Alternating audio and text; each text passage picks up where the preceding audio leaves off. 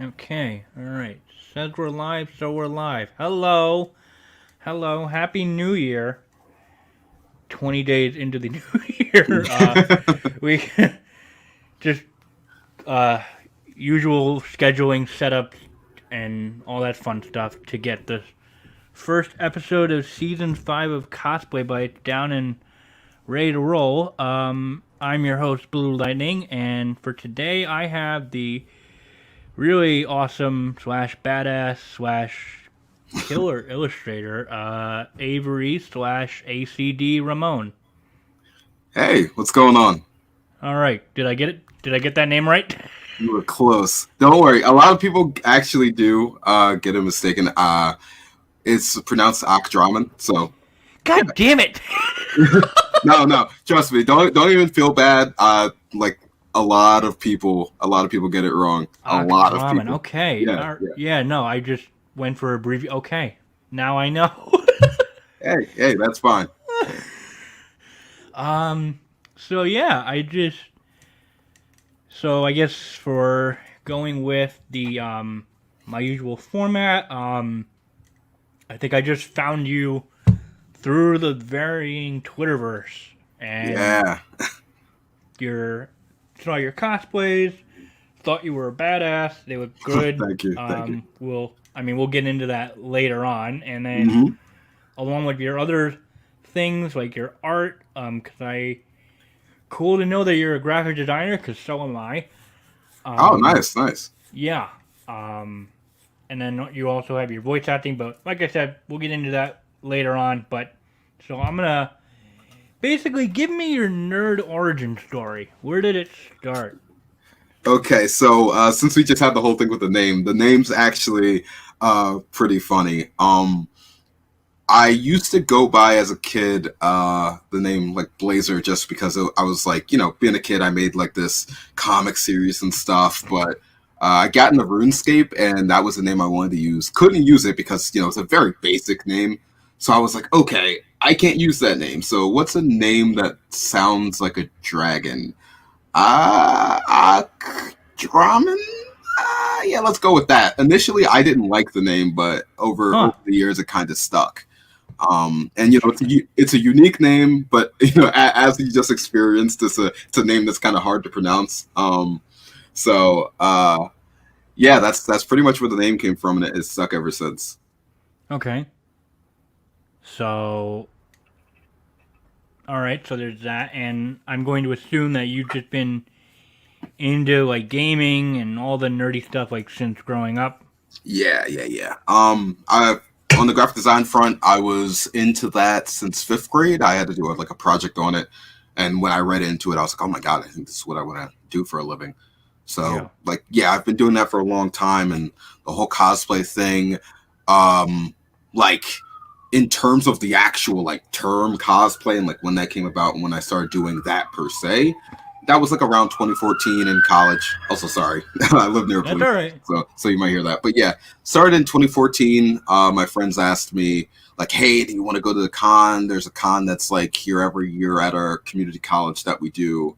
So I was like, "Yeah, sure." Like, um, I would like to do that. And that was like before I really started kind of digging my teeth into cosplay. It was more like a fun thing I'm going to do with friends.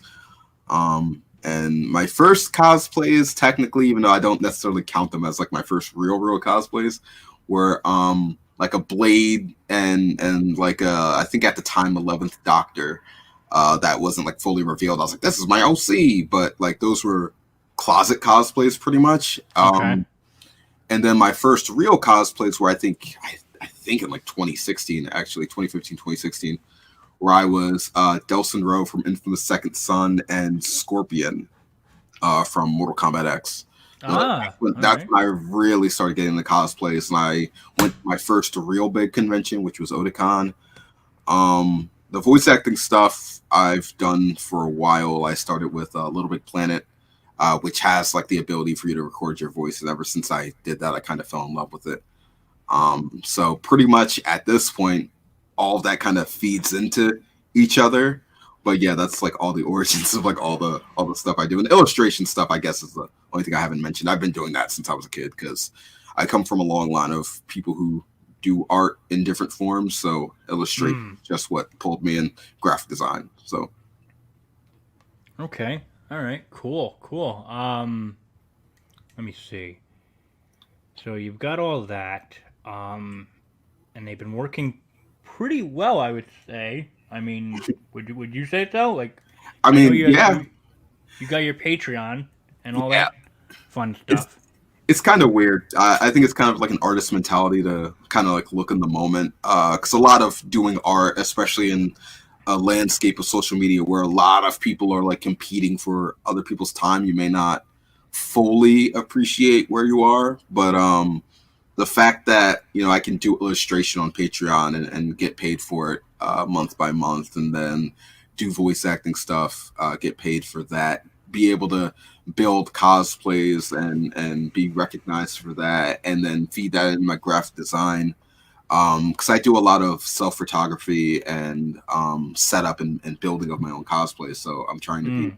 a bit more self sustaining in that way. So I'm always kind of moving around doing different things, but even outside of being self sustaining, in the graphic design aspect, I have people that I do photo edits for. So being able to edit my own stuff has kind of brought in that idea that other people want me to do work for them. So, Right. like I said, it kind of all outside of like voice acting, that doesn't really feed into anything per se, but like, cosplay feeds into, the photography I do, which feeds into the photo editing I do, which feeds into me Yeah. doing work for others. And it's kind of like this cyclical thing in a way. So yeah, like I'm very blessed to be able to do it in a way to where I can come home from my day job and focus on that sort of stuff, and be able to express myself in that way. But in the moment, it kind of feels weird because you're kind of always building up, trying to make sure you're busy and stuff. But I really do appreciate the amount of love and support, financially or not, that I get from a lot of people. Yeah. Yeah, for sure. Yeah, I know I've seen some of your photo edits that you've done for other cosplayers. They're really good. I know Thank you. Photoshop isn't my strong point. Yeah, I'm more into Illustrator and InDesign, although I've actually been able to branch out and like away from Adobe with yeah. other design software because, um, ouch, my wallet with that monthly Yeah. Oh my subscription. God. You say that, and quite literally tomorrow I have to pay my Adobe subscription. So I feel you. I feel you. It's more of like an industry standard thing. And like at this point, I'm so comfortable with Photoshop that I'm kind of afraid to like branch out to other applications, because even though they're similar, they have like Yeah. different design quirks that may not be the best to kind of roll out into after Adobe. It's funny because my first application I did graphic design work for and illustration was GIMP, and I remember Okay. for the longest time a lot of people were like, I don't understand how people can use GIMP. It's such a bad program, and I was like, I'm poor, so I have no I'm choice. So, so yeah, like I ended up learning that, and a lot of core tenets I learned from GIMP I ended up translating over to Photoshop. And I think at the time, even GIMP had some features that Photoshop didn't get until like years later. So I was like, yeah. whoa, oh my gosh. But yeah, so I understand the whole thing with like Photoshop and ouch my wallet, all that sort of stuff.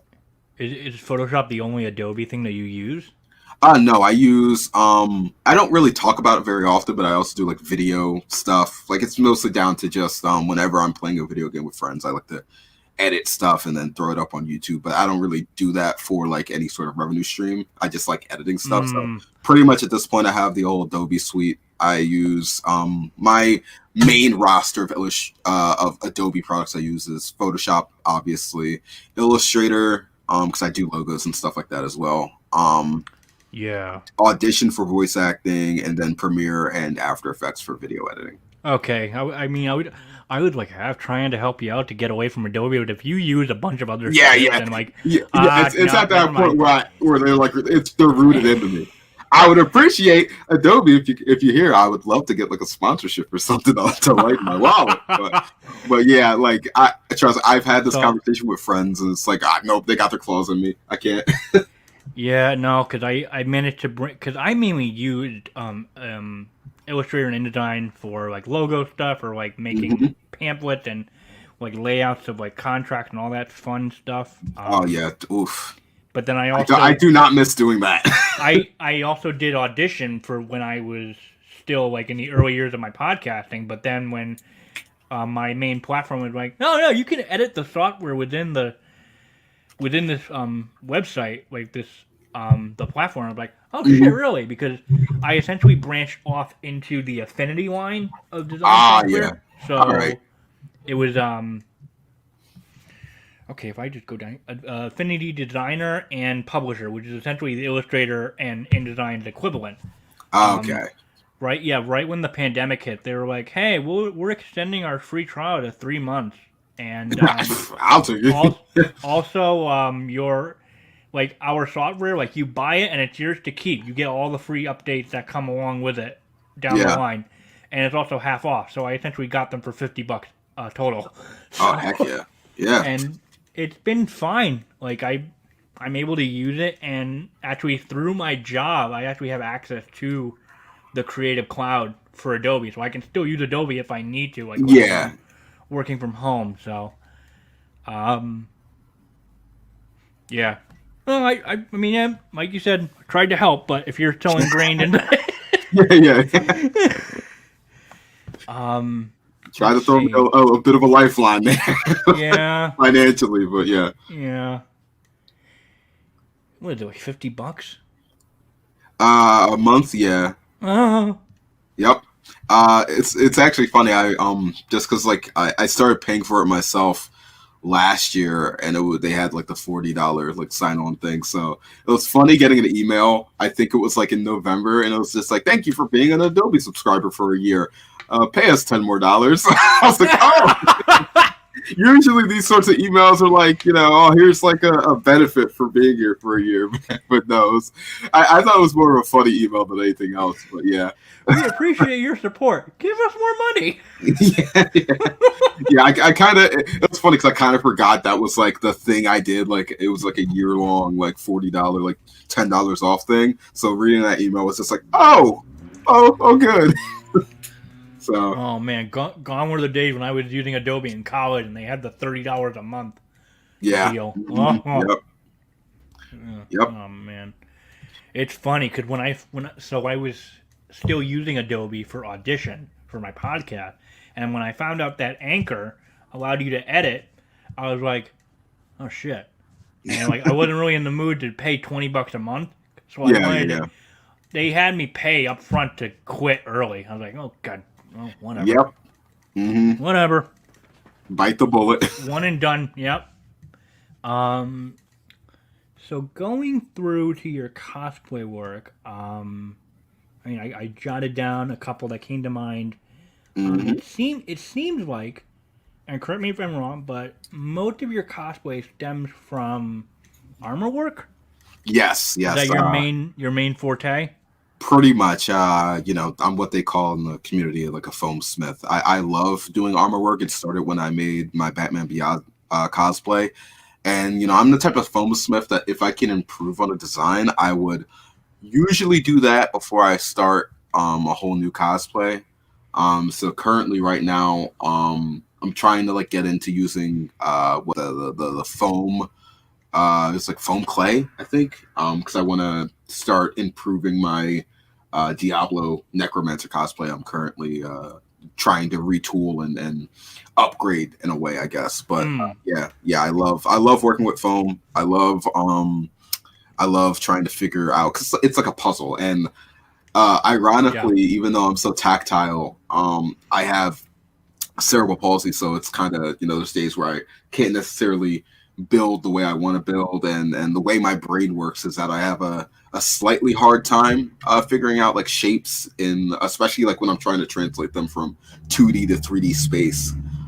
So it's always to me a triumph for me to build something out of foam, because that's like me pretty much telling myself that like, take that brain and body that I could have these like limitations, but I'm still able to build stuff that people I've won like not awards, I'm not a competition cosplayer, but I've won like badges and I've been able to Nice. branch off my work into doing things for like Ubisoft and stuff, which is really again I'm really thankful and really kind of blessed to be able to have that sort of olive branch extended to me. And it really Yeah. tells me that like whatever sort of qualms I have with the quality of my work in the moment, that my work is good enough to keep improving and to get this sort of attention.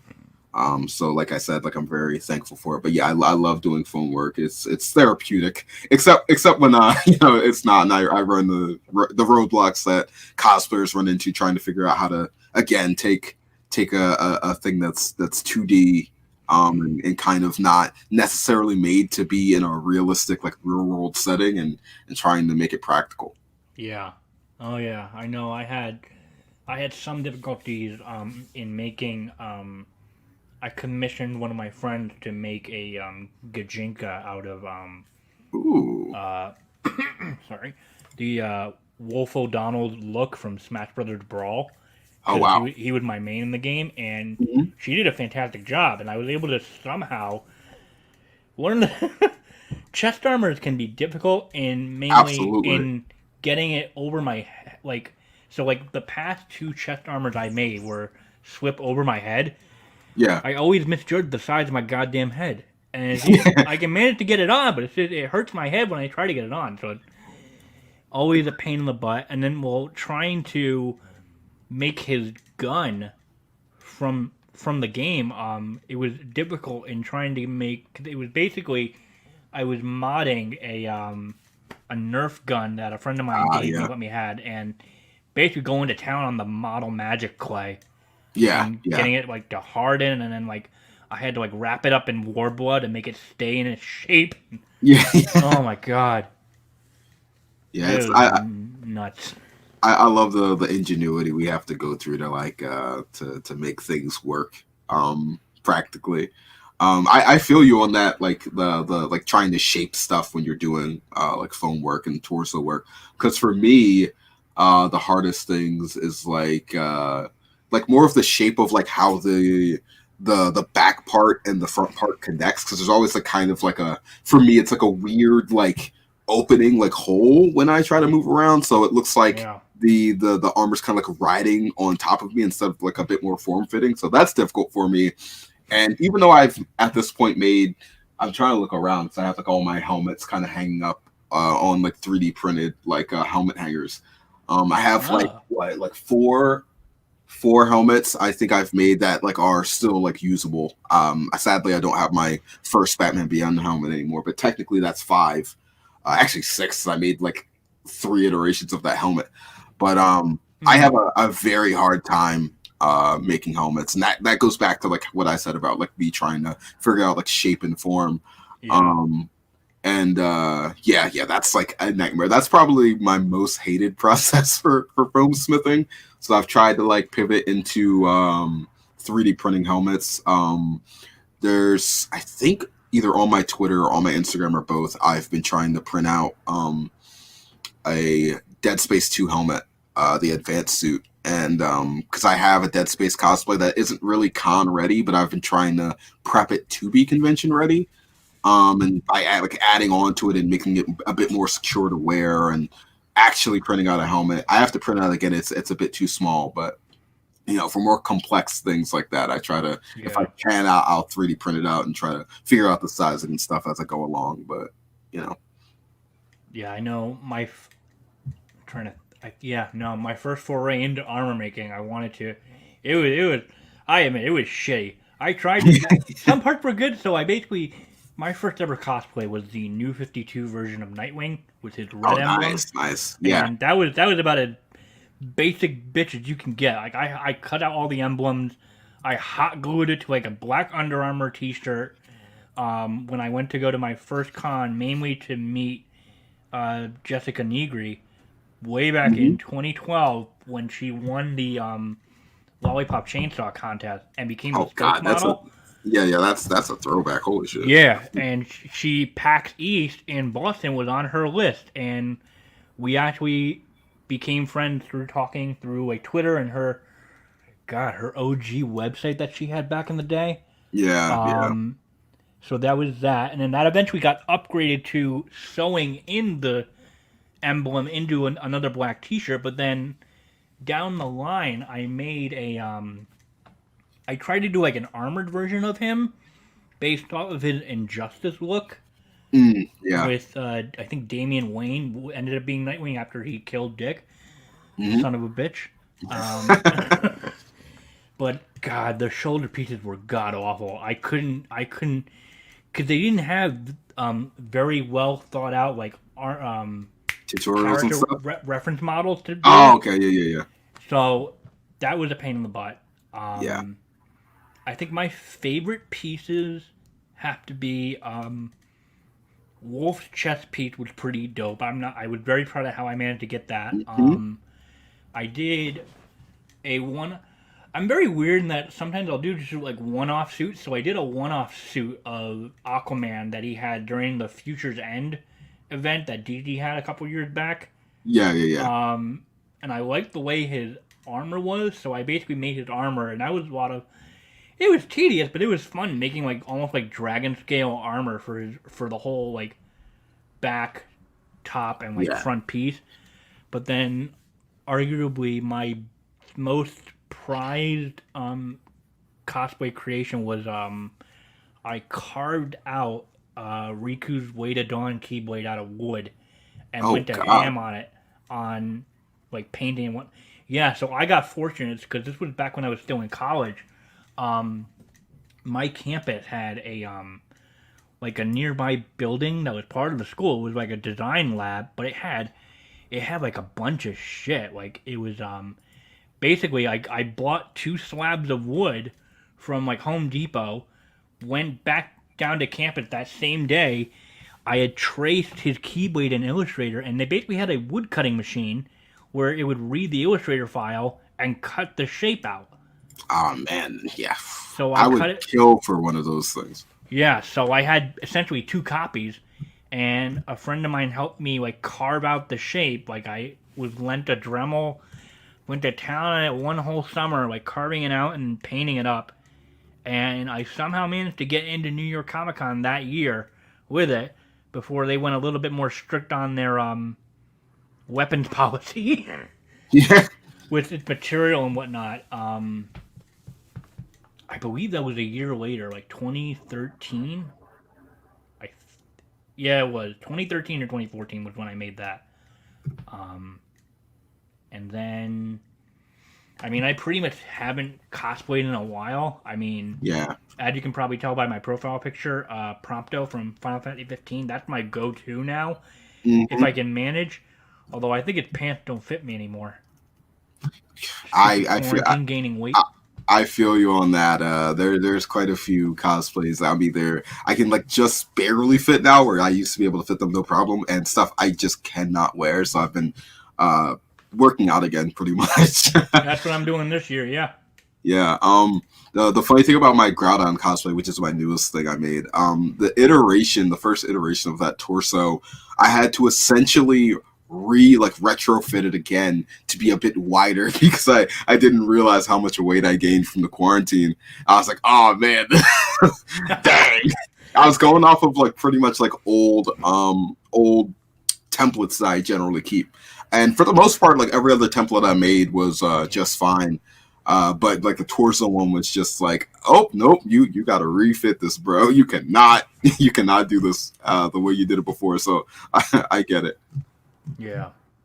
Yeah, no, speaking of which, so yeah, I got a couple of your cosplays here. Speaking of Groudon, so is that like half finished, like almost fully, or It's like mostly finished. That was initially something I didn't want to like try to like rush a bit for Otakon, but a lot of people wanted to see it, so I was like, you know what? I like I said earlier, I'm always the type of cosplayer to like have no issues with upgrading and doing all that sort of stuff after the sure? fact, and it was finished enough to where like I was still proud to bring it out there, and it got like a very positive reception, so I'm glad I did. But I'm currently in the process of trying to find like pretty highly detailed Pokeball models, like 3D print models to print those out. I want to have like a little kind of like slings. I ended up during the convention without like realizing it. I had Finn as well from Star Wars Episode 9, like that look, and he has like a little like kind of sling like satchel like backpack thing, and I ended up using that to carry a bunch of my stuff.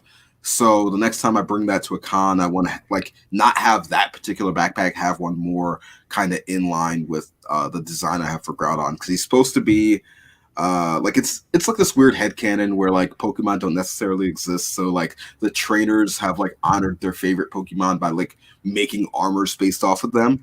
So it's kind of like this post-apocalyptic sort of deal with the trainers, and I just want to have this like sling pack where he just has like a whole line of all the Pokeballs he used to use, and I'm gonna have like actual thigh guards because that's something I couldn't like finish in time. So I'm gonna have thigh guards right there, and then but for the most part, and then I guess like gloves, like armored gloves that have sharp points on them. But outside of that, that's I guess for the most part finished. But yeah, those are the upgrades I plan on making. Cool. What made you pick Groudon? I love, he's like one of my favorite legendaries, and usually when like people pick Pokemon, they do like evolutions or the starters, and I always just but they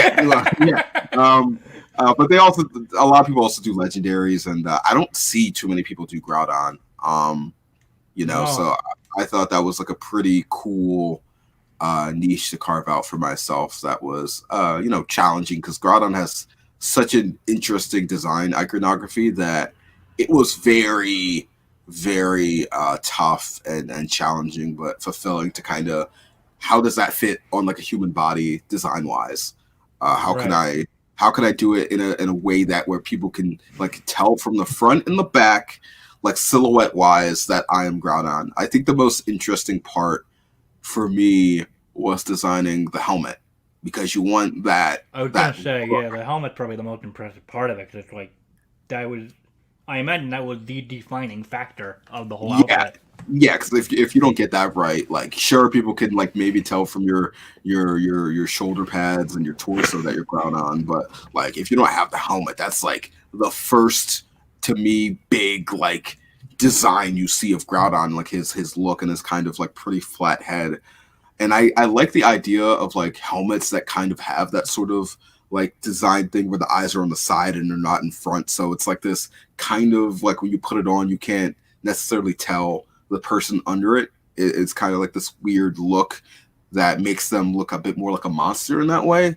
I always loved helmets like that, and it was really cool to kind of design a helmet to be like that. And just kind of, again, figuring out foam wise how it was gonna like lay together, like pretty much it ended up being like a Hail Mary, where I was just like, I think it's gonna work out like this, and I hope like,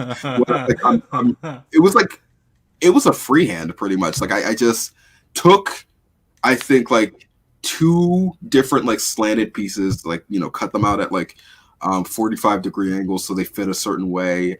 And I was like, okay, if these 2 pieces fit together on top of this, like the ending piece where like the eye parts are and stuff like that, then I know I can kind of go through with the rest of it. And when I realized the first try that it was successful, I was like, okay, thank God, I don't have to go back to the drawing board on this. So, it's actually interesting. If you look at the initial stills I shot before Otakon, you'll see that I have like a chin strap for the cosplay that I always had in like my art drafts, because I tend to draw it out before I like a rough of the armor before I actually put it to 3D, just to kind of conceptualize it and stuff. Sure. But when I wore it at Otakon, I actually ditched it because it was creating a weird like face shape for me that I didn't like. And the other thing that I was doing was, since it was so thick, because then foam chin straps kind of have to be a bit secure. You don't want to like rip them while you're trying to talk to people. Ended up creating a thing where the like long parts that are like very thin foam ended up like jutting out a little bit, and it looked very awkward. So I ended up ditching the chin strap, which I'm kind of glad I did. I like the look of you can still see the kind of the human under it and kind of the rugged look I was going for when I was wearing it. So yeah. I guess that goes to show, like, never be afraid to kind of throw away and add on pieces as you go if you feel like that'll better encapsulate what you're going for. Yeah. Yeah, for sure. The I've only did one Pokemon Gajinka, and it was mostly a Clouded cosplay, but I managed to pull together a Greninja outfit, and I mean Nice. his defining piece was the his I guess his head shape, like his Yeah. fins or like his ears. So the way I finagled it was I bought a headband and basically created his fins like attached to the headband out of Warbler, and like painted it all up, and then like I cut out like shuriken ninja stars like fabric and like glued them to like these very cheap like sweatpants, boot sweatpants I already had.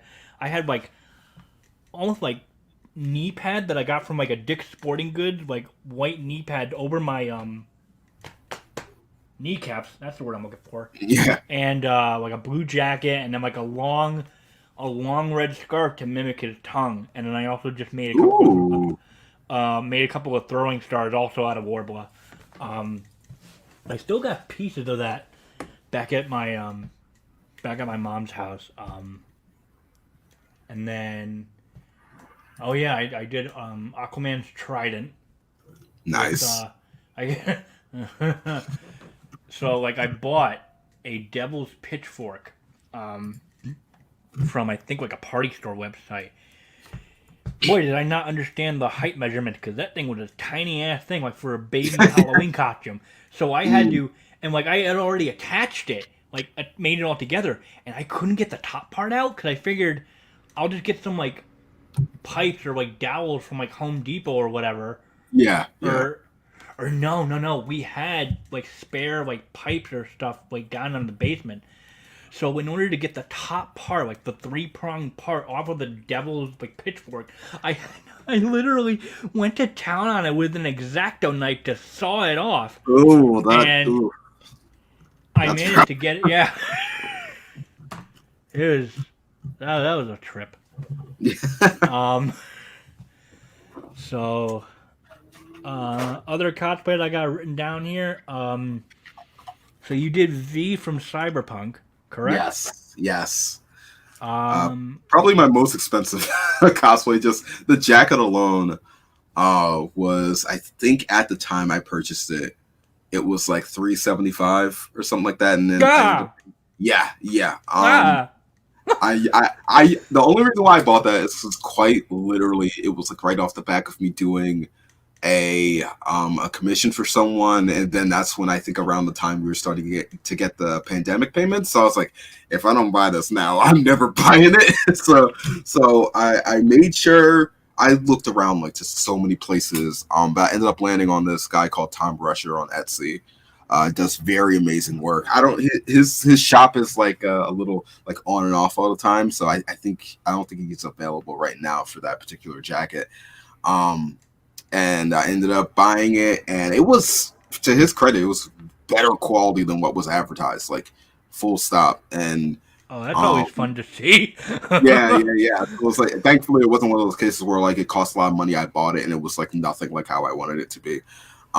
So yeah, what ended up happening was I bought that, and then I ended up getting like rigid collodion, which like when you put it on your skin, it tightens it so you can get that, the cybernetic sort of look. I ended up 3D printing the Vindicator pistol that they have. I think it's called something different in the game, but at the time it was called Vindicator.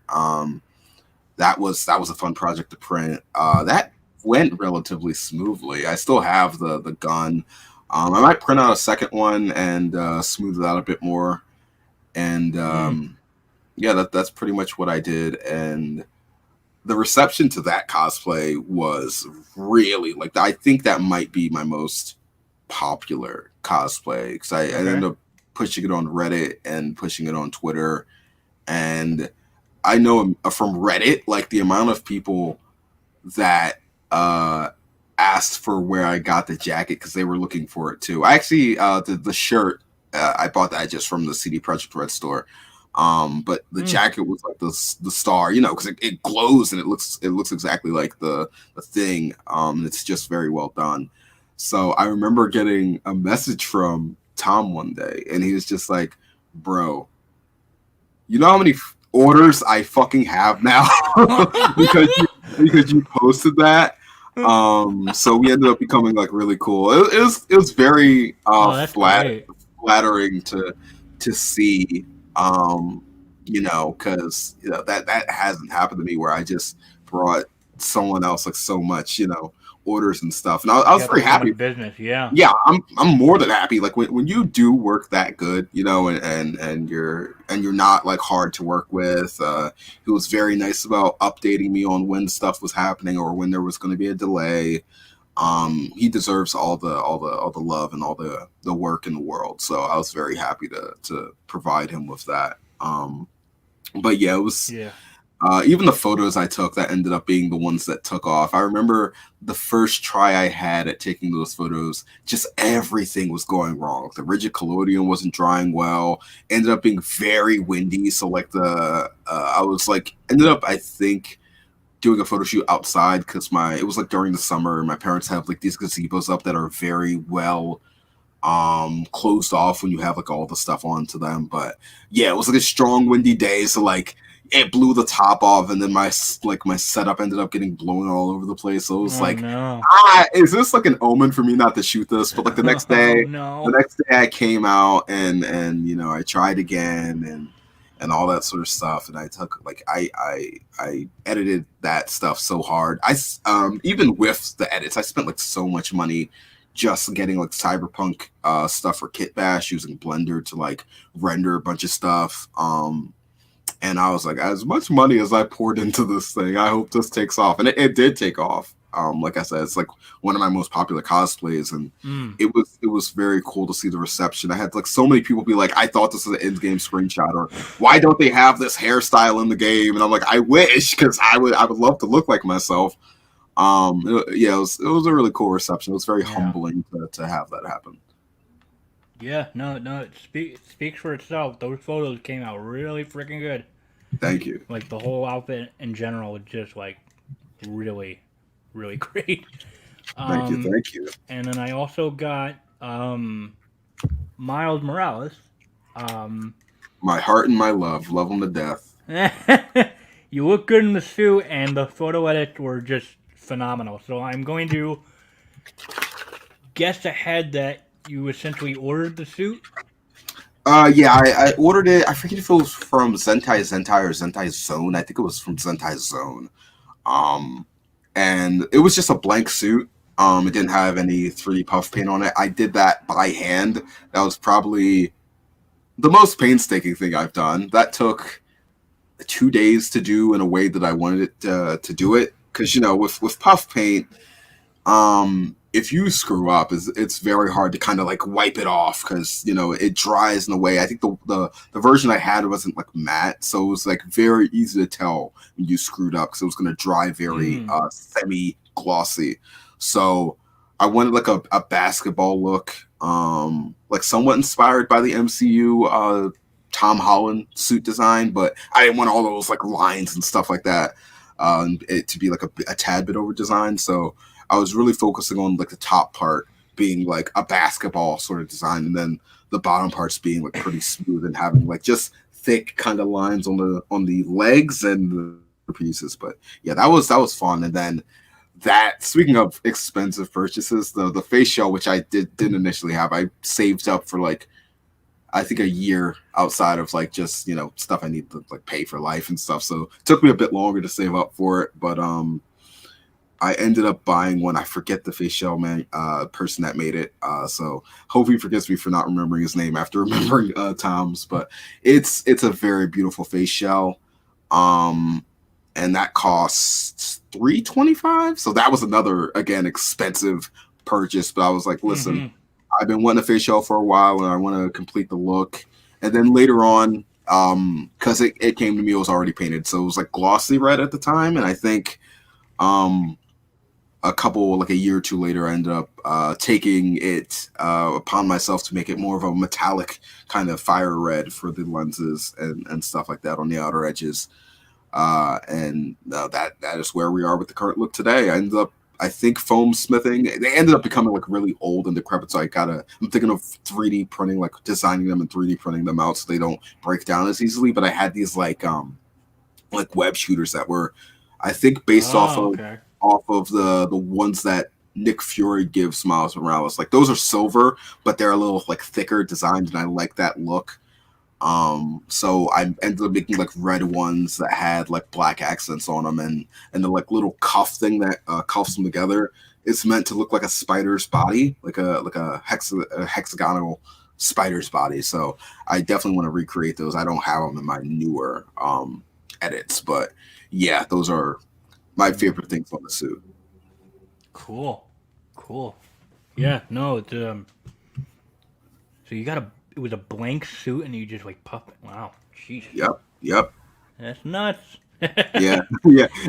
That was out of a desire because I love puff painted suits, and when you can get a good one for people who like, 'cause, that was just me being an amateur. Like the people who really know how to do it and can really make like screen accurate suits, I always love those things. So it was more born out of like I want to try my hand at that to like make it at least a little bit more kind of realistic, because I don't think it wouldn't be completely smooth if a Spider-Man were to exist. It'd be a bit textured and stuff like that. And these suits do come with like their own sort of kind of screen printed textures from designs on them. So I didn't want it to look as flat as it did when I first got it. Right. Yeah, you you talking about like how like your most expensive cosplays or like the most expensive pieces. That just got me reminiscing about So when I made Way to Dawn, that was for Riku's Dream Drop distance design. I managed to find the vest for a decent price. It was way back when. I think it was like $40. And then like I used my own pair of pants that matched what his were, and then I couldn't really find his Dream Drop shoes, so I actually went with his shoes from KH2. But then when I wanted to do KH3 Riku for New York Comic Con, like the last one that I went to, I think, before shit hit the fan, God, I misjudged all of the measurements and the sizes where the pants were falling down, so I legit had to grab my uncle's belt when I was staying at their house for Comic Con to hold it over myself so it wouldn't like drop down. I think I eventually trashed the whole thing because I did a photo shoot with Cadu out. I love him. Yeah, he's a bomb. But so we did a pose, and we did it. We took a shot. I wasn't watching where I was going, and I fell. I didn't realize I was on an elevated platform. I fell, and the pants got shredded. Oh no, that sucks. And he was like, "Oh God, are you okay?" And I'm like, "No, yeah, I'm fine. I wasn't looking. My bad. I was just, just walk it off." And I don't even think I used because I also bought off of Etsy from a seller. I mean, it's been years, so like I can't remember where I got it from, but that was like over $100. Like I bought his keyblade. Again, misread the size. That thing is huge. Like, bigger than the one that I made. So like I actually had to stick to using his Way to Dawn, but I actually bought one off of Spirit Halloween just to be safe with the weapons policy and all that. I still have that, but I think I ended up trashing like the jacket and the pant, and like I technically could do it again, but like through I think when KH3 came out, Hot Topic had their line of clothing, and they had a KH3 Riku like hoodie that's usually like worn during the spring and summertime. Oh my God, it's perfect. Like just how it looks and the pockets and everything. So I think if I ever were to, and I was a dummy, and then I realized, because I mean you probably had this where you think you like double check, triple check everything before you go to the con, and then you get there and you miss something. Yep, I've had that happen plenty of times. I forgot his wig, so I had to buy it at the con. Yeah, I forget. I forget. It was I think Katsucon 2020 before everything hit the fan and stuff, and I forgot like a bunch of stuff for my cosplays. I was like, bro, I had to like run around. I think the thing that was most frustrating was when I was doing my Hades champion, which I worked on for so long, and I don't really have soldering experience. So instead of using the things my soldering iron that I have and trying to line up the wires to make it look good for the parts that needed to glow, I ended up using like these fairy lights that needed watch batteries. Oh. Just a word of advice: don't use anything that needs a mass amount of watch batteries because they are very expensive, and especially where we were, because it was the Gaylord. Everything around the Gaylord, like the price hikes up because it's con season. So I remember having to run to CVS, and I was only able to get enough watch batteries for my helmet, and I was so like deflated because that was around the time where I started becoming cool with Jessica Negri, and she wanted to see the cosplay. So I was just like, oh my god, oh man. So I ended up taking a picture with her without the lights on because it was bright anyway, so it didn't really matter. But thankfully I found the lights like the next day, and I was able to take like a bunch of cool pictures. So that was bad, but yeah, that was I can understand like just missing stuff at a con. Yeah. It oh my god, it really takes you.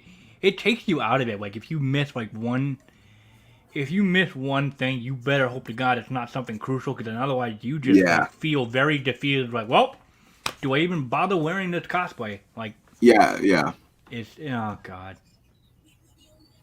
yeah, yeah. No, I remember you. I mean, I didn't know who the hell you were back then, but I just realized, Fair oh yeah, enough. we both were at that Katsucon 2020, Yeah. because I think Jess wore Cinder Goza that year. That was a weird year. I remember because they have the Pose nightclub open like every single year. There's a Katsucon for 2 days, like Mm-hmm. Friday and Saturday. So I think it was a Saturday we were supposed to go, and I remember me and Jess being very excited because we were planning on like hanging out there. And then we went there, and for like the first time I've seen in like all the times I've been to Katsucon, it was like pre-booked for someone else. It was like pre-booked for all these like older black people for like Black History Month, and I would say Huh. as a black person, that was the first time I was mad Black History Month. Kind of slighted me in that way. I was like, no, I wanted to hang out and get drunk, so like everyone had to kind of like funnel. Everyone had to kind of like funnel into the lobby. Oh And my that god. you were like, I'm pretty sure you were there, so that was a shit show. I remember like being in that lobby. You could go to like the four ends of where that lobby stopped, and there'd be like four different types of parties going on. It was the weirdest like way for that like night to be, and considering what happened after the fact of the pandemic, that was like the weirdest version of that con I've seen. So even though I wanted to go to Katsucon this year, but I do just due to circumstances and Omicron and all that sort of stuff, and a bunch of people that Yeah. I maybe would have went because I'd been to Otakon and I was like pretty safe, and they just put the new. I don't know why they waited until like a month before, but they just put like the you have to be vaccinated to go to Katsucon. So I was like, thinking about it, but at this point, like so many of my friends have dropped that I really wanted to see that like there's really no point in going. But I think this might be Yeah. the first time, maybe since its inception, that the amount of people who go to Katsucon isn't so bloated that you won't be able to move around, which is what people they've been trying to do Yeah. that for so many years, having ways to like reduce the amount of people that go to that con. And who would have thought, doing it in the middle of a pandemic with a virus would be what needs to be done for you to thin out the crowd. So it will be very interesting to see the gazebo level, especially because that's where most Oh people god. Yeah. end up being. So yeah, No, that's gonna be interesting. I was second guessing myself. I'm a dumb shit. No, the last CatCon I went to was 2018. Okay, 2018. Okay. Were you there? Mm-hmm. I think so, because I think I saw I saw your like Facebook profile pop up in sharing memories with Anya, Yeah. and she was wearing the same dress that I was rooming with her, like with Oh, okay. all that. Yeah, she was part of my room group that year. Okay. That's when I met her. Yeah. Um, I met her in person that same year. yeah, We were friends for I think a year, but that was the first time I met her in person. So she's fucking rad. yeah, I love her to death. She's so cool. Yeah. But yeah, so I forget much of 2018. I think that was a pretty decent year for me personally. Yeah. At that con, it was. I mean, it was packed as always, but it wasn't like anything crazy going on. So Yeah. No, I mean, I got fairly lucky. So like Katsucon 2017 was the first time I ever went because I always okay, wanted to go, and then 2018 went where essentially I lobby conned it.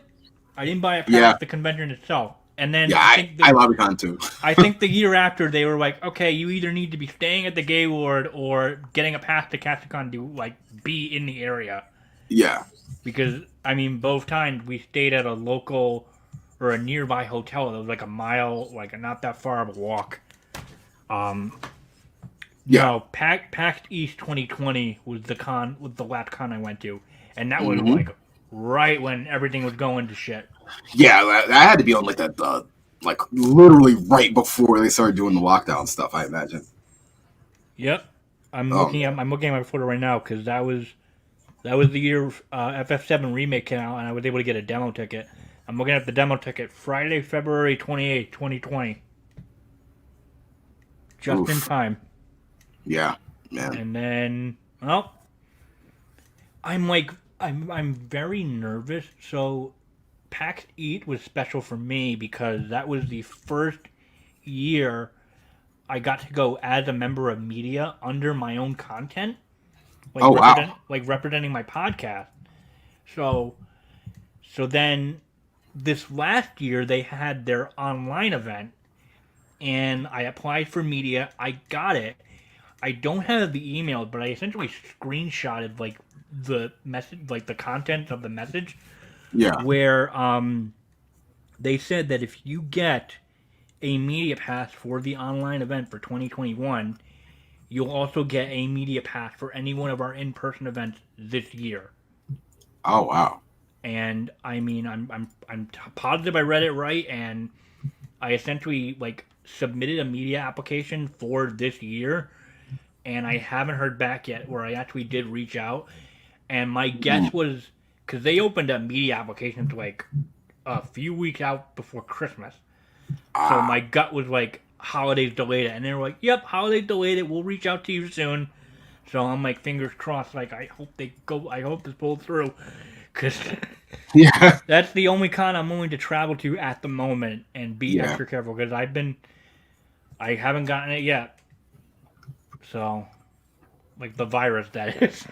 Yeah. Yeah. Yeah. Oh, lucky you. I had it in 2020. Not fun. I had it quite literally at the tail end, and yeah, that sucked. But so Yeah. Well, I'm glad you're still around. yeah. Oh, me too. Me too. I can't leave this mortal coil yet. I haven't done enough. uh, so much I gotta do. Yeah. Um. So I guess you got your art that Hmm. you make. I guess going into more detail, like how's that been, and then I'm gonna go segue into your voice acting stuff. Um. Okay. So then let's start with your art because I know you basically.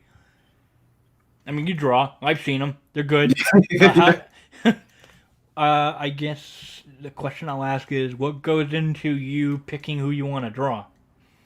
Honestly, I'm very eclectic with my tastes. Like, it's very hard for me to like pin down definitively a lot of times who I want to draw because there's times where I want to draw a certain character and then I'll see like one thing. Like, it doesn't even have to be the character that I then am interested in. It just might be something that might evoke what that character is. It's like, oh nope, suddenly I want to draw that.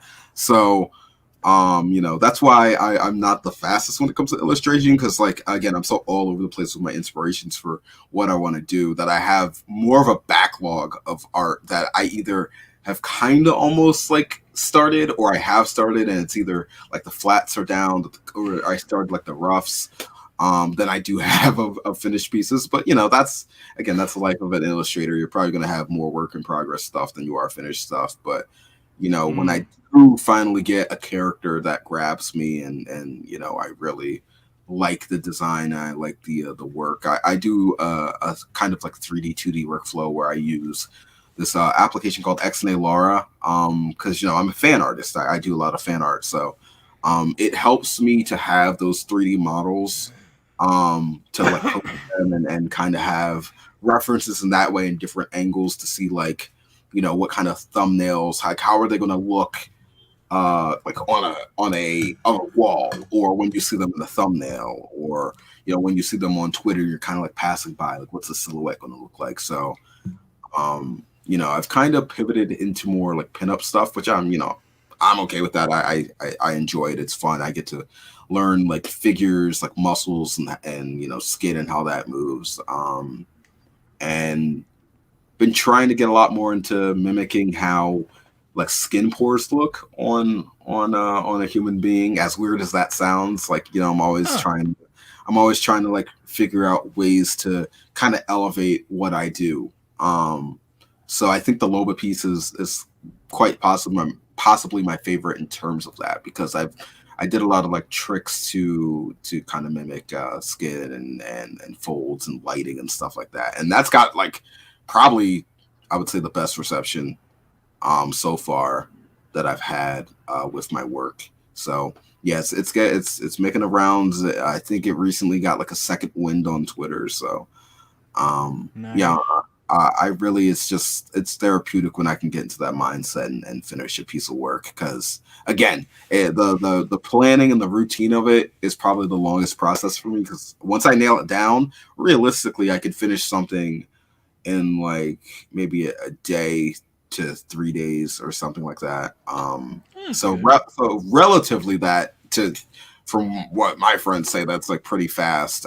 I think it's and with like as many trends that like move forward, I feel like I'm a tad bit slow, because I'm not really and I'm not saying this to sound cool, but like I'm not really someone who's into trending stuff unless it's like a character I really enjoy, like Lady D, Lady Domitresk. So that I'll draw like when that's hot, because like I'll just be so wired in to want to draw that it's whatever. But I think somewhat to my detriment with the way social media moves, me not being into like the hottest thing is kind of somewhat hurting to my end goal, of being like someone who's more known as an illustrator, graphic designer, whatever you may be. But I just draw what I like to draw, or what people commission me to do outside of that. So yeah, it's crazy, like people's perceptions of trends. Like, I think I saw.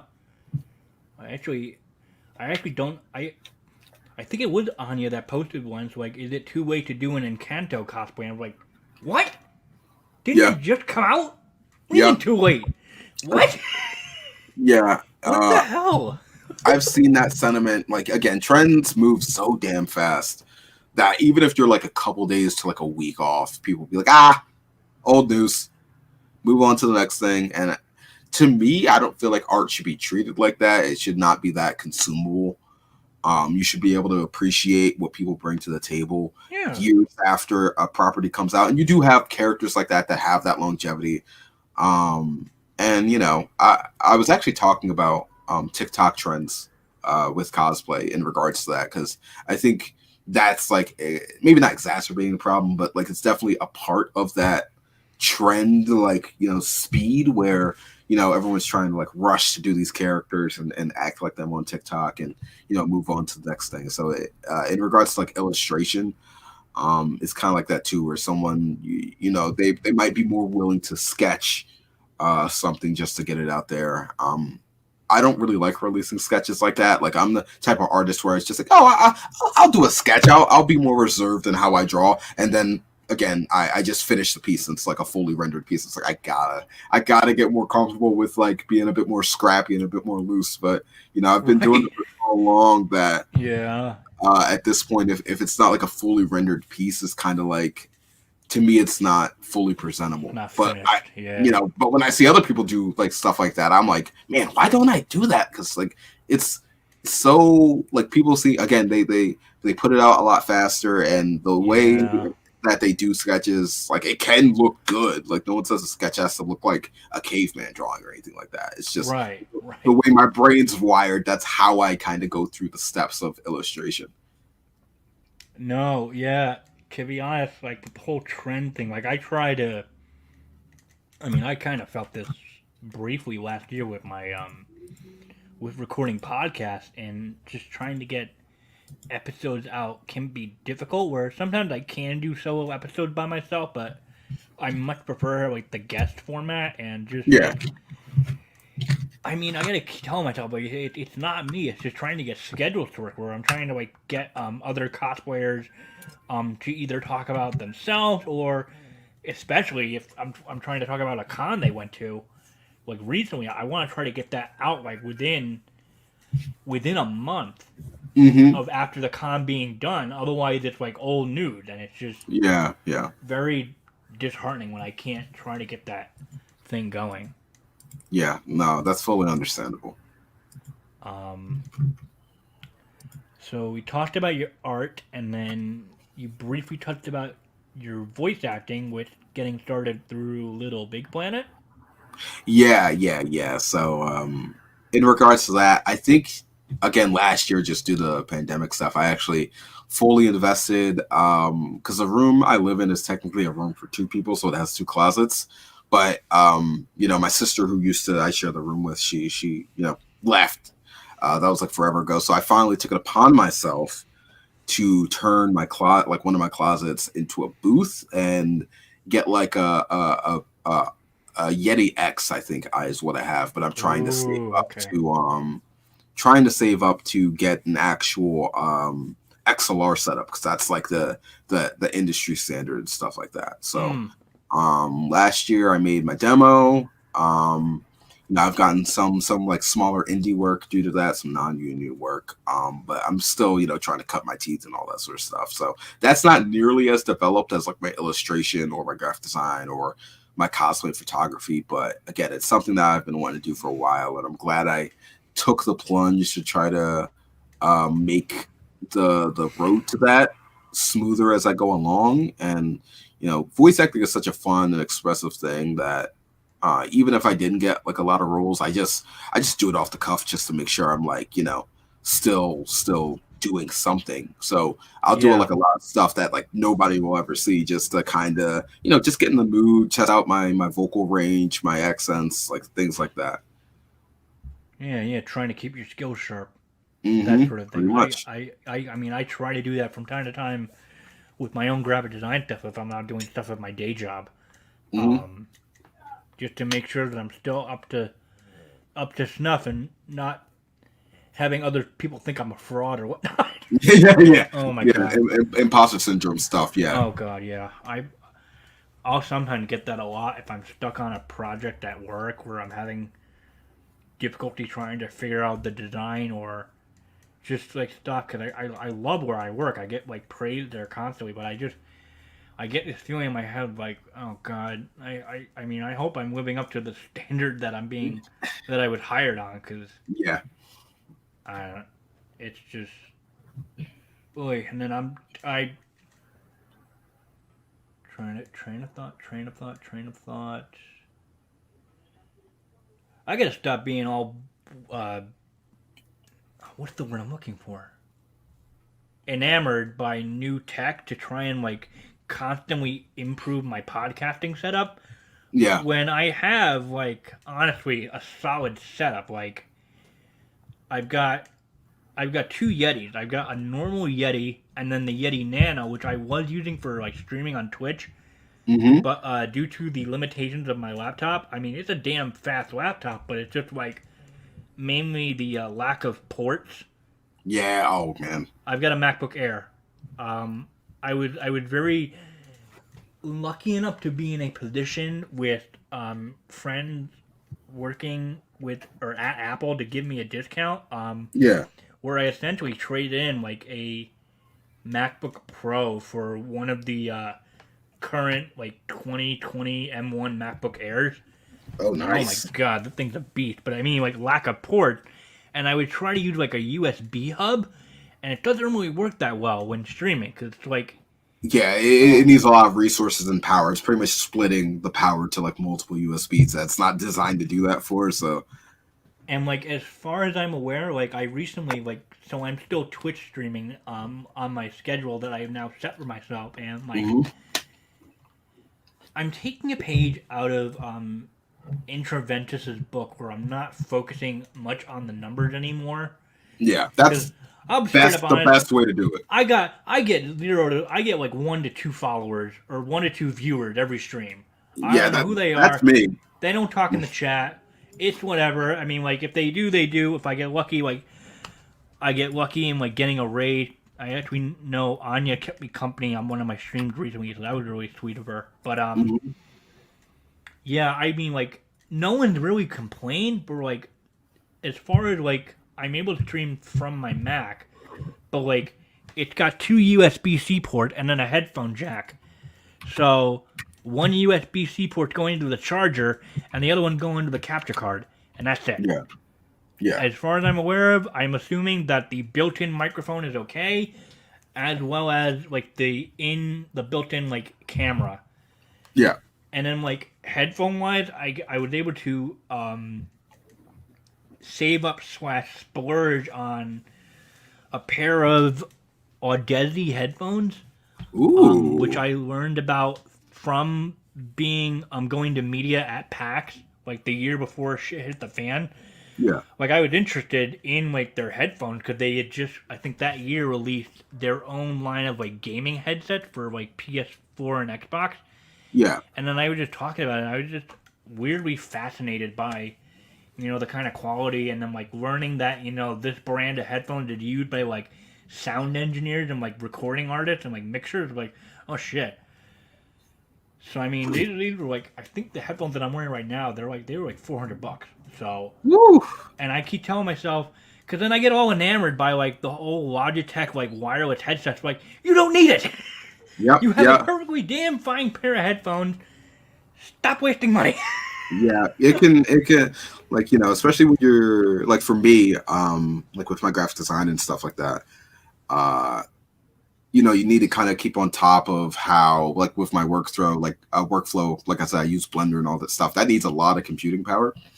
And even right now, like, again, you were talking about, like, friends, like, having you be lucky enough to where you can use them to get stuff at a discount. Like, my friend, he helped me buy a 3080 for what I need to do. So that's helped me with, and you know how hard those are to come by. So I was very grateful that he did that for me. But as a consequence, I'm currently paying that off still. I got that in like late November, and I'm still like trying to pay it off slowly and slowly. So like right now, I'm just like, Avery, you quite literally bought one of the most top of the line cards. You do not need to buy a processor or buy any other stuff for like voice acting or anything like that. Just focus on what you got right now. Computer is quite literally above average. So don't try to be like, oh, but I can save up and get this, and save up and get that. Like, no, you're good. You are good. James, stop looking at the fancy podcasting mic that Elgato puts out. You don't fucking need it. Yeah. Because speaking of which, you mentioned a 3080. I told myself this year, you know, I was gonna get it, but then like I was just like, fuck it, my birthday's next week. I managed to find and score a PS5. Nice. A couple of weeks ago.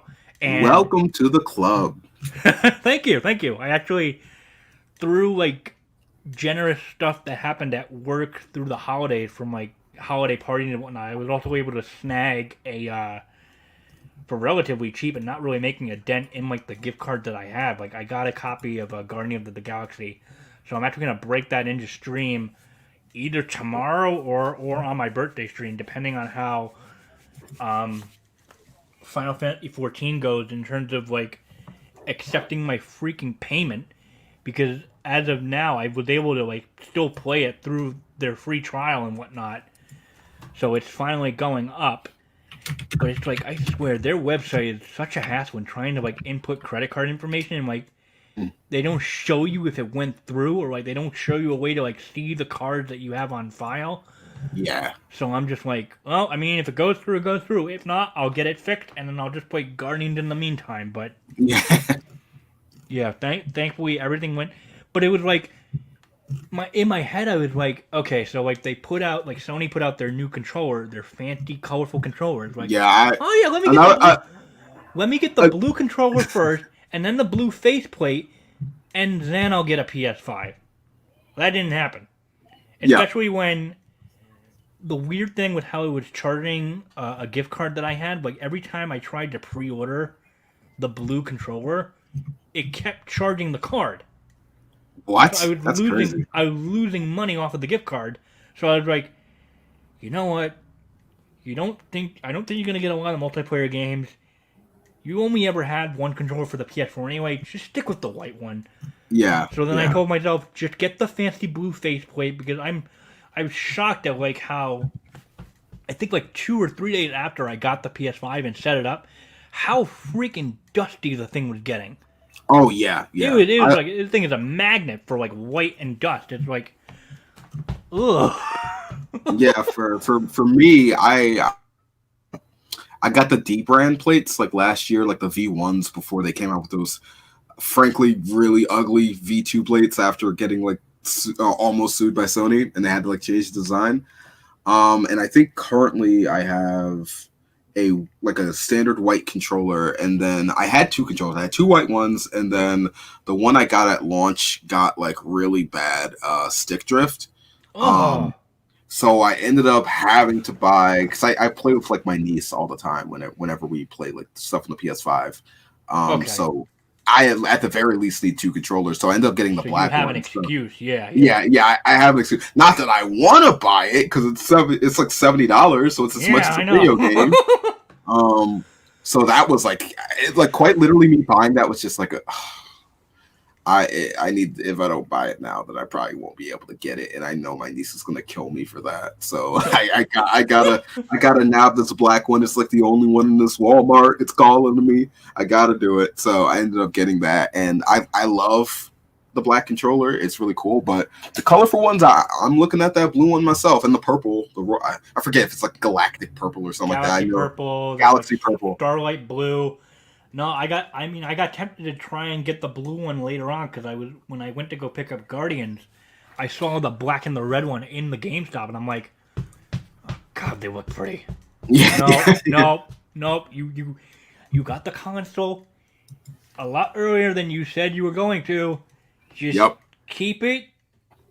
Get the faceplate, because I have a Best Buy gift card. I'll wait till they're in Best Buy, and then I can get it for less than $55.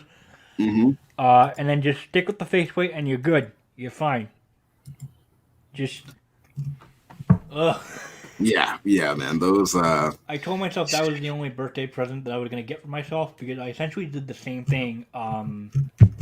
The year of the pandemic, when I first was able to move out into my own place, and at the time I had a Switch Lite, because my younger brother moved out first, and he took the Switch because it was technically his when we got it in 2017. So I got the Pokemon Diamond, or not Diamond and Pearl, Sword and Shield Switch Lite that they had. Ooh. Because I thought to myself, of all the times I was playing the Switch when we had it, the OG Switch, I was always playing it in handheld mode. So I figured, why not? Yeah. But then came Christmas 2020, and that Animal Crossing Switch was talking to me like, get me, buy me. I was like, Merry Christmas to me.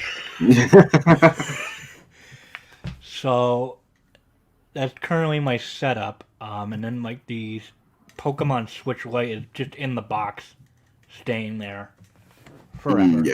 Yeah. And as is my PS4. It's now boxed up since the data transfer went over well, thank God. Yeah. Yeah.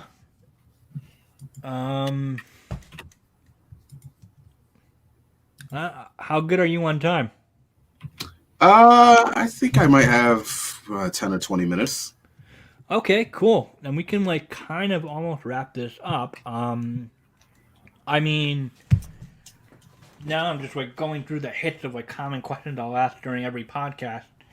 Yeah, go ahead. In Shoot. terms of like guest on for the first time, do you have a personal favorite convention memory or favorite con that you've gone to repeatedly that's always been fun for you no matter what? Mm, okay. I don't know if it's like I can't really think of personal favorites, but I don't know why this popped in my head. This is more like a series of like embarrassing memories than anything else. But I'm like past the point where it's like actually embarrassing. But for the longest time, whenever I ran into Stella Chu at a convention, I did not know what to do because that was like back when I viewed a lot of like bigger cosplayers as like monolith and like they weren't like not like they were people, but they were like celebrities and stuff like that. So like I'd get very clammed up around Stella Chu. And I think the first time I met her was back when Otakon was still in Baltimore, and I just ran into her. I was like, "Hey, how you doing?" She's like, "I'm doing good." And then, with all the infinite wisdom in my brain, I asked her, "Well, what are you doing here? What brings you to this convention?" And she was like, "Cosplay." I was like, "Oh yeah, yeah." And I remember because my friend like pushed me to talk to her because I was like, "Oh my god, like she's right there. What do I do?" And I just look over, and she just face palmed so hard, and it was again at the time it was like very awkward, but I laugh about it now. And then I think it was like maybe a year, 2 years after, I ended up seeing her again, and I had like a lot better time like talking to her. But I remember asking for a picture, and the picture was so awkward. Like I made such a weird like awkward face, and so that was funny. But then the third time I met her, I think it was like Katsucon 2018. It was at Pose, and I actually, had a nice conversation with her. Ended up getting a picture, and I looked like a normal human being. So it was like this kind of funny progression of like being comfortable around bigger cosplayers, and it's actually funny. Like half of the people I know that are considered, bigger cosplayers, I ended up being friends with the moment I dropped the whole like viewing them as monolith thing. Like, and as soon as I did that, yeah, I ended up becoming friends with people that I never thought I'd be friends with, and they are the sweetest people that I've ever known in the community, and they are so real and down to earth. And oh I yeah, guess absolutely. I guess that's really the memories I have. It's just like meeting people and just being friends with them and having great laughs and all that sort of stuff. And just being able to be myself at these conventions is like really the things I love the most about going to these places. So again, outside of like the more embarrassing stuff that I laugh about now, it's not necessarily about like I guess like hardcore streamlined memories. I say this, and then as soon as we're done with this podcast, I'm like, damn it, I remember a memory, and I should have said that during the podcast. But yeah, I can't necessarily think of stuff now. Actually, no, I do have one. It might have been my first Otakon, maybe my second. I met Wreck-It Ronnie for the first time. We were cool up until that point, but that was like, we were planning like on meeting each other in person for the first time. Complete sweetheart, love her to death. I remember belting out Kendrick Lamar in the 7-Eleven with her. And all the more Baltimore native people in that 7-Eleven were looking at us like we're fucking crazy. But it was such a bright, positive, like raw memory with her that it cemented our friendship, I think. And that's something I always bring up to her and we always chuckle about. So yes, just like pockets of stuff like that like really like not even necessarily tied to the convention itself, but like when you could just shoot the shit with people, it's always nice, and it elevates you and makes you feel very very welcomed and loved. Yeah, I'm in the mindset, when you talk about that, and like I'll recall like seeing like well-known cosplayers being sort of, I guess the word is like just uncomfortable when people name drop them, and like, I mean, Yeah. I do, but it's like I don't want it to seem like I'm name dropping them because it's like, oh, I'm a big yeah. That's what you always have to look out for.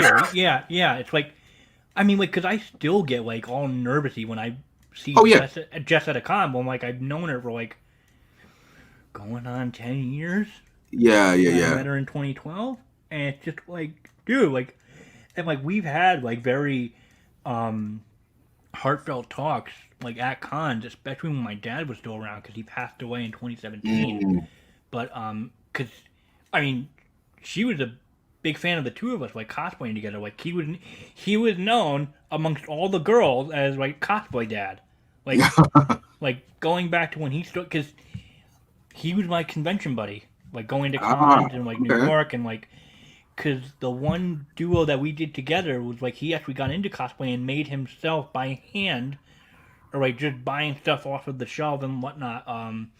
We went as steampunk Riddler, and he was Riddler, and Ooh. then I was steampunk New 52 Red Nightwing. Oh wow. Based off our own visions or ideas or designs that we had for them. Those are the cosplays I love the most. Where you have to like really try to be out of the box and think about it. Yeah, that's what kind of made me like New 52 Red Nightwing because I don't see any Red Nightwing. Like everyone just goes to his default blue, which is kind of rad. Like I'm Yeah. the outlier, but I mean like yeah. Speaking of like other memories, just like I remember, like Anya and I would talk about like when she mentioned it in her streams how like me and her got really close when we were rooming at Capcom, the one that we met at. Basically going for early morning coffee runs with me, her, and Momo. Um, just like bonding over getting Starbucks coffee, and it was the Yeah. best. And then just another one that I remember where I was. This was like I believe it was the same year I met her, the same year I met Jess.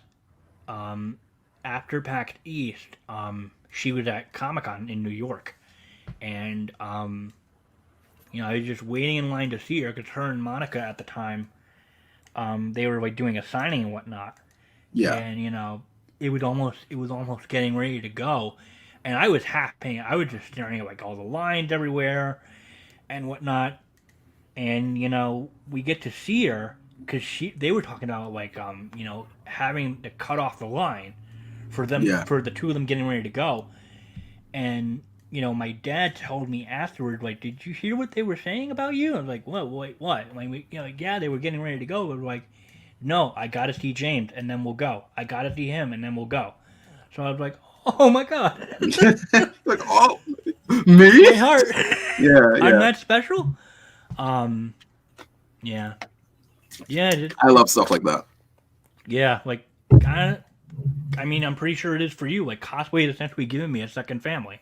Yeah, yeah. I like. It's funny. Like when you're talking about that, I actually had a few memories, like actual like memories, like spring up. It was kind of like something similar, maybe not as similar, but it was back when she was called it's Booba Fett. She's now known as like Kenzie Logan, but Oh, I love Kennedy.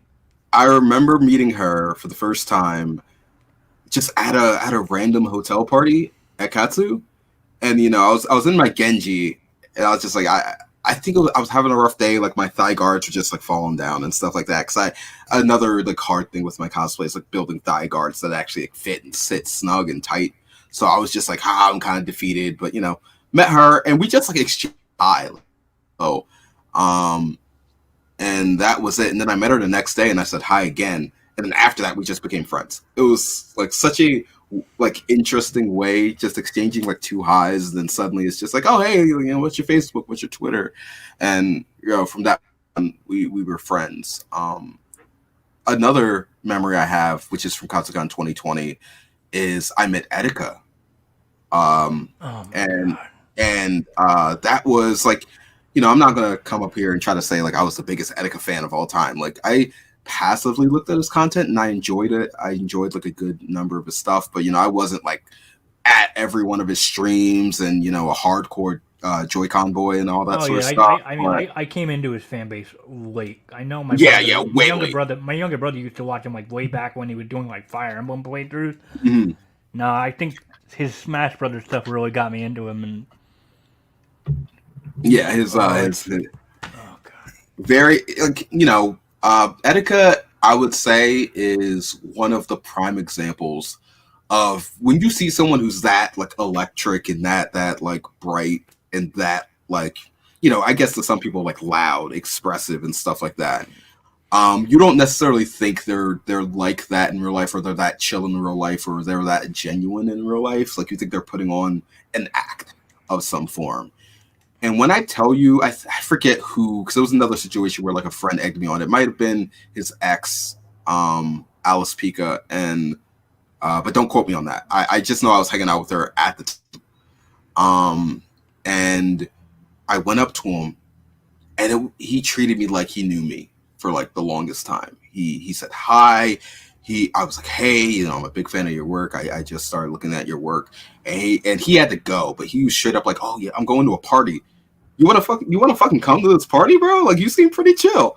And I couldn't go because I had like other things I needed to do with other friends. But like, just for that like fleeting moment, that was like maybe like a 20-second conversation.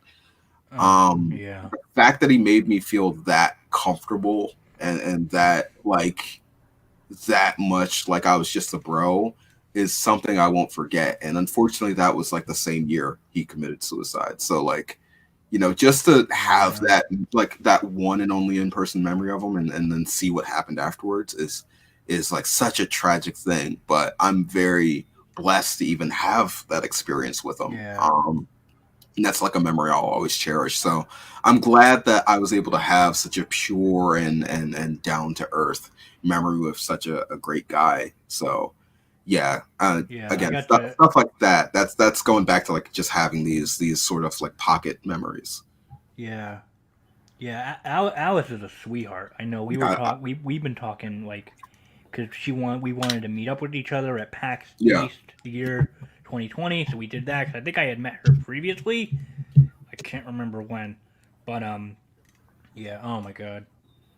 See, now I'm just thinking back to like how essentially like people could say like the entirety of like Smash the second volume of Fighter Pass, it was Etika's Fighter Pass. Yeah. Just for some bizarre reason, all of his favorite characters, you know, Min Min and the Bin Bin and all that shit, it was like everyone got in. Like, how? Yeah. I really wish he was able to see that like last Fighter Pass like with Sora and shit like that. I know he would have fucking went off, but he's looking down upon us like, you know, yelling and shit. I'm sure, you know. I'm sure he would. Yeah. The funny memory I have with Alice, I also misremembered. I don't think Alice was the one that like egged me on to talk to him. It might have been someone else that year, because I think I really met her in 2020. I think 2019 was when I met Etika. But I remember meeting Alice, and she was like cold one night, so you know I gave her my hoodie because you know whatever. And I had to chase her down for my hoodie for the rest of the weekend because she wore it the whole weekend. So that was like a fun. She ended up giving it back to me like the last day, but that's like one of the funnier memories I have of her. My hoodie back, girl. What are you doing? But yeah, so again, I think that's something else that like, you know, strengthened our friendship. But yeah, I love again small memories like that where it's not necessarily about the con or being in cosplay, but it's just these moments with people you meet and people you wanted to meet, and it's, you know, you're vibing and it's genuine, and you know, stuff like that. That's the stuff I appreciate the most, the connections. Yeah, 100%. So I mean, I'm definitely looking forward to when cons come back for a real, like more on a normal schedule. I mean, Yeah.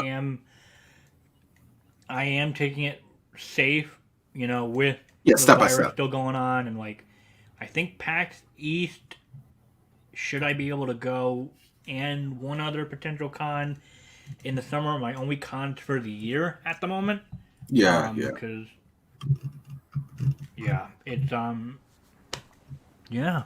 I don't know how much time you got left because I had one thing in mind, but I know that the thing in mind would probably be a winding down topic. Because I mean, I feel again, it's just that thing where I don't want it to feel like it's a forced thing that I always bring up. But you know, I mean, everyone has their own experiences. So like with you, I guess the question it is just like how has it been being a POC individual like in the cosplay space? 'Cause I know I've asked that for I think I've asked that to Alice. I've asked that to Falafel Cosplay. Yeah, Um, I've asked it to Akakioga yeah. when I had her on the show, and I mean, like everyone had their different experiences. So I'm just Uh, curious, what it's been it's like. it's interesting because a lot of my work is armor based. I wear helmets, so in some like morbid way, I feel like I'm blessed enough to not necessarily get passed over as much as other people, because with especially black people in cosplay, it's a lot of photographers, they don't want to shoot us, or they say they want to shoot us but they don't know how to light us, and stuff like that, or they may not put their all. And same thing with like conventions. it's Yeah, it's the ratio of black people that are booth people, or become cosplay guests, is thankfully growing, yeah, and is on the increase, but it's still like nowhere near where we are. And it's still like an interesting thing where even when we are offered things, it may not even be to the level of white cosplayers. We may not get paid. All we might get is like room and boarding, and then if we ask for pay, they might pull out, or they might be like, well, I mean, we're already giving you room and boarding and stuff like that. Like I've had experiences like that where you try to negotiate a fair way to be a guest at a con or something like that, and they try to give you the runaround, and then you hear from people who are white, who guested at that con, and they're like, they didn't give me that sort of trouble. And it oh sucks. jeez, And I'm not gonna call on any of those cons, because they're smaller cons or local cons, and I don't think it's worth that. So, but yeah, even outside of like the guesting and stuff, it's weird to navigate through the cosplay space, especially when it seems like in a lot of ways, and especially with Black History Month coming up, the only time they really pay attention to you is when like you can speak on the hardships of being a black cosplayer and stuff like that. And I'm. and Mm, yeah, I will fully admit that I used to do that sort of thing back when I had my blog. yeah, Long story short, this show spun out of a blog that I ran, which was yeah, covering like cosplay conventions. Like my main shtick was picking an outfit that I liked, of whoever made it, and then talk about how it was possibly made, how the photos looked, how all that sort of thing. So I essentially ended it in 2020 during the pandemic because I just didn't have the drive to like make new posts anymore, yeah. because no one was going to cons, no one was making new outfits because of the pandemic shutting everything down. But I mean, I will fully admit, and I want to say that I essentially did change where I totally did the whole February focus on black cosplayers, focus Yeah. on them, and then eventually I think I saw that people were getting tired of it, as you said. That was like, oh, February is the only month where they pay attention to us. And it's like, you're right. And I'm sorry that I was like that, but I wanted to Hey man, change that. So listen, it's all about growing. As long as you're able, because like I get it. Black History Month is a month dedicated to the history of black people, right? So it's an easy month to just, I think, more so in like a headspace, get a renewed focus on if you're into that, like black cosplayers or black artists and stuff like that. So I get it. But from a point of view, of a black person, a black cosplayer, there's been so many times where I've gotten asked for like an interview, or I've been asked for like pictures to get put up on a site, and it seems like one moment like, oh hey, like they're interested in me, but you have that fleeting suspicion where it's like, oh, once the 28, 29 days end, uh are they just going to suddenly act like I don't exist anymore? And unfortunately, still, like more often the case, that is what happens. oh jeez. So it's yeah. Again, it's how trends work, unfortunately. But I'm glad we're starting to very slowly, like extremely slowly, but still kind of move the needle in regards to kind of put our foots down and be like, yo, like black cosplayers, we exist, we're here. we're tired. We're not trying to dump on the white cosplayers or the fair skinned cosplayers that exist. A lot of these people put in the time, they put in the work, they put in the effort, and it's not their fault that the system still exists to uplift them in an easier way than darker skinned people of color, and Yeah. especially cosplayers. But for us to really kind of put our foot down and carve our way in and be like, we are here, we exist, we make stuff as well as the next cosplayer, and we will not be denied any sort of recognition for that is very, very cool. And I'm glad that now it's not just, oh, we're only going to talk to black cosplayers because the flavor of the week, white Oh my guy god, flavor of the week. who Oh said my god. who said like, oh, you're not allowed to be that character, they're white. Like, that's when a cosplayer got uplifted. Like, I know you said you're trying to learn, but this whole podcast so far, up until this point where it's a very important question to ask. You asked about my experiences, but that wasn't like the encapsulation of this podcast. We were just like, oh, what's the last racist thing that happened to you last week as a cosplayer? Like, you're not going about talking about black cosplayers and approaching them in that manner. And No. the fact that you're willing to do that, and thankfully other people are willing to do that, and treat us like we're three-dimensional people, not just like the oppressed person of the week, is very nice. Yeah. Because we Well, would that means a love. lot. Thank you. Oh yeah, no problem. It means a lot that we are focused on for our craftsmanship, for going and doing competitions, Yeah. for sewing, for foam smithing, for even if you're buying cosplays, just for how well you look in the cosplay, and going to these conventions, and just your work ethic. Because I don't have the best work ethic. I tend to kind of be a little lackadaisical on what I do, but the fact that people could recognize when I am in my zone, in my bag, and doing what I need to do is very, very humbling for me, and stuff like that. And to not have that be so encapsulated by how oppressed I am as a black cosplayer is nice, because it's not like it doesn't happen. Like like I said, there are many steps that I think the cosplay community can and should be able to do, just as easily as we condemn, bullying in cosplay, just as easily as we condemn sexual assault in cosplay.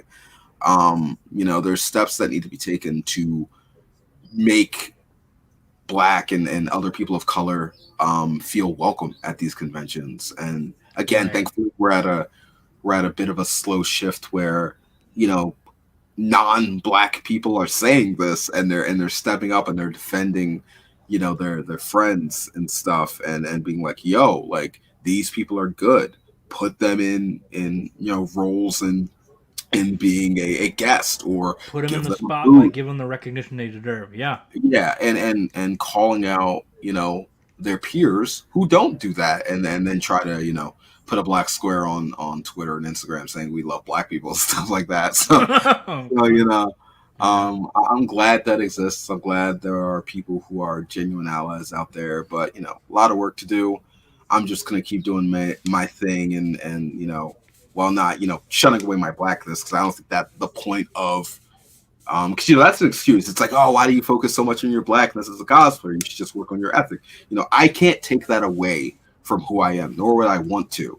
You know, I want people to see that a black man can build armors. Especially a black man with disability. I Yeah. can build armors. I can go around and do this stuff. I think that's very important for people to see. I've had like people walk up to me and tell me like, yo, like, how did you build this? And I tell them, and I guess they can see the passion in my mannerisms and my voice, and that tells them, hey, now I want to get into it. Which is another good thing, that a memory I have at cons. So like, as long as I still have that power to do that as a black man in cosplay, I'm gonna keep doing it, because whether cons end, or they suddenly get dusted from the landscape. I still love the build. I still love to show people my work, and that's not going away. If I have one follower, if I have a million followers, I want people to know that I love it for the craft. And would I like to be a bigger cosplayer? Sure. I'm still kind of building up because my account in 2020 got suspended for some things, so that's unfortunate. So I'm like trying to rebuild myself, but thankfully the network of people I have from that old account is so strong to where I don't have 5,000 followers like I used to have, but the small amount of followers I do have, those are people who stay in contact with me, who interact with my stuff, and I'd rather have a smaller community of people who believe in my work and interact with my work, love my work, and share it. And I have a support system than like 5,000 people who may not, care about any of what I do, and they may have followed me at some point and don't care to remember who I am. So, as a black cos, second. No, I was gonna say this is like a nice circle back to like not giving a shit about numbers anymore. Yeah. Like, Now, more so just building the community that you have, because it's like, I mean, like yeah, across social media, I don't care. On Twitch, I don't care anymore, and like even with this podcast, I don't care because yeah, I see my current listens. I think the last time I looked, I have like over 9,000 listens through the Anchor app, but then on Spotify, it's like a much like several hundred of listens and streams. So like that keeps me going yeah, for sure. yeah. Like that's the thing, right? Like with numbers, I'll never necessarily agree with those who have like 10K, 20K, 100K, a million followers who then come out and say, "Oh, numbers don't matter." Like they matter. Like don't try to make people feel otherwise about that, because that creates a side effect where people who do care about numbers and understand that you do need numbers to kind of get to certain stepping stones. It makes them feel bad. And Yeah. I think we should have a more nuanced conversation about algorithms and numbers and how they do matter, but you shouldn't be so beholden to numbers You shouldn't be that obsessive of them that the numbers define your worth. yeah, like I was saying, like when I lost my initial account and stuff like that, I was devastated, right? Like you lose all that progress, and I'm still trying to make some of that up.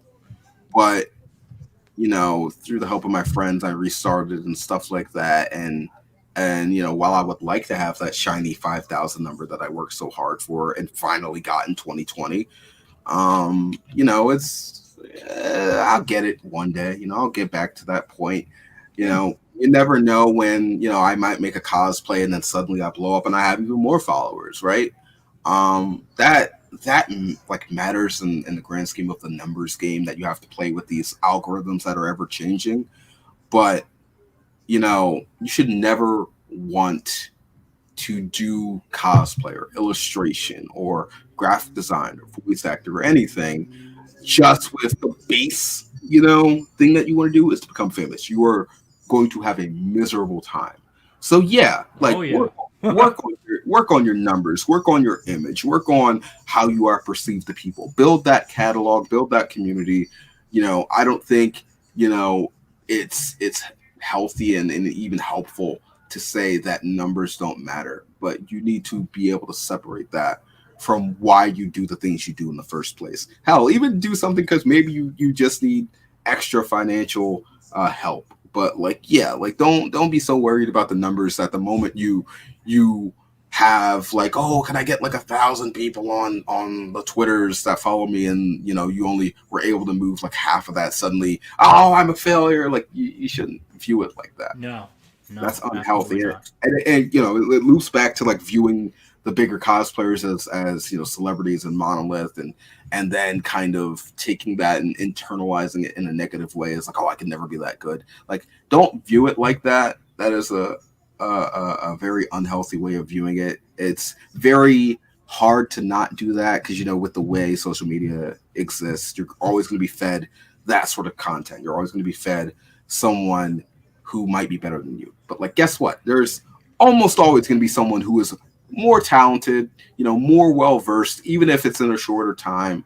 Like if you start viewing that, and again, the numbers game and the game of like, oh, I'm not as good as this person, you're not going to get anywhere.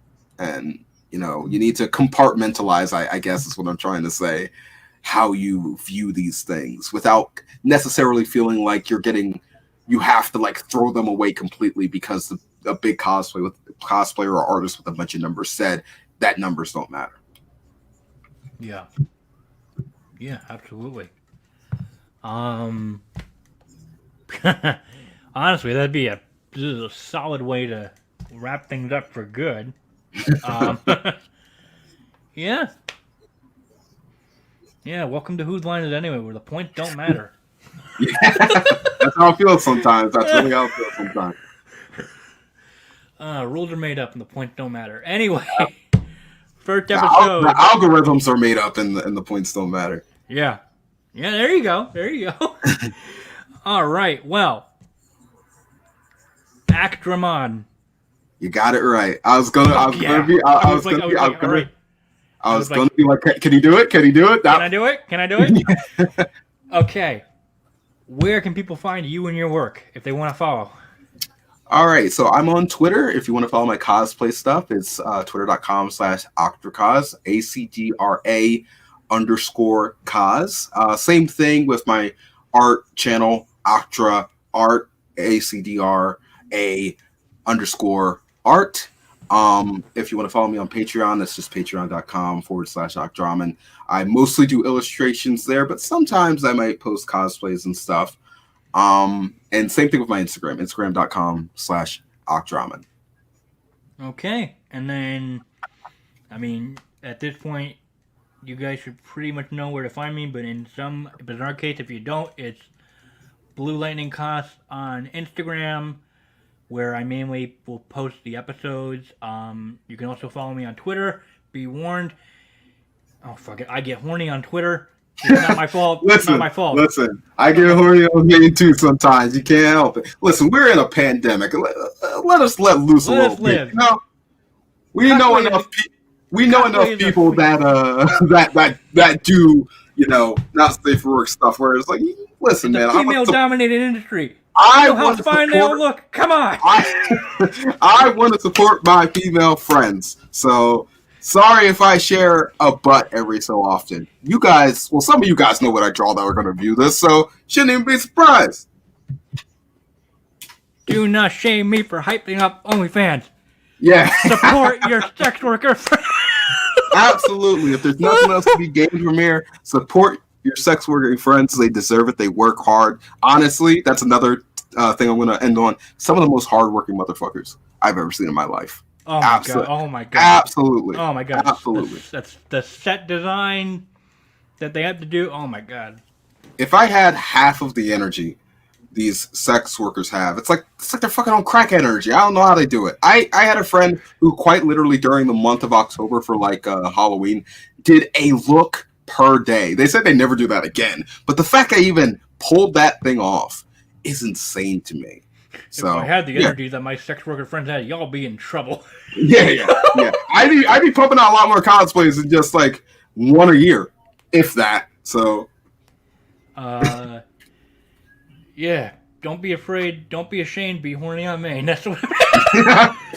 Put that on a shirt. Yeah, put that on a shirt. Oh my god. And you can also follow me on Twitch, where I stream Tuesdays, Fridays, and Saturdays.